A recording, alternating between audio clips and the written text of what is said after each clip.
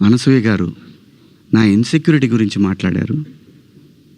అవునమ్మా, మా హీరోయిన్ని అలా వెళ్ళినప్పుడు దాడులు చేసినప్పుడు భయం ఉంటుందని, వాళ్ళు బాధపడతారని, ఒకవేళ జరగరాంది ఏమైనా జరిగితే ఆత్మహత్యలు చేసుకుంటారని నాకు ఇన్సెక్యూరిటీ ఉందమ్మా. ఇంకోటి, నా మీద మీరు జాలి చూపించారు, ఐ పిటీ హిమ్ అని. చాలా థ్యాంక్స్ అమ్మా. మీకు ఇచ్చిన విశాల హృదయానికి భగవంతుడికి థ్యాంక్స్ చెప్తూ అదే భగవంతుడిని కోరుకుంటున్నాను. మీకు తొందరలోనే మీ రుణాన్ని తీర్చుకునే అవకాశం భగవంతుడు నాకు కల్పించాలని కోరుకుంటున్నామ్మా.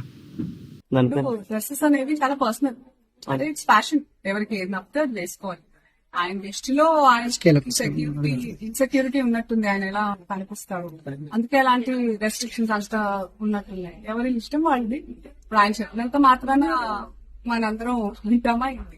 అది వాళ్ళకే ఉంటుంది. But I personal feel dressing అనేది ఇట్స్ సమ్వన్స్ పర్సనల్. తిండి, బట్ట ఇవన్నీ మనకు నచ్చినట్టే ఉండాలి కదా. మన కంఫర్ట్, మన ఇష్టం. మీకు నచ్చకుండా నేను బలవంతంగా పప్పన్నం పెడితే మీకు బిర్యానీ కావాలని ఉంటుంది. అలాంటిది ఏదైనా ఇట్స్ పర్సనల్.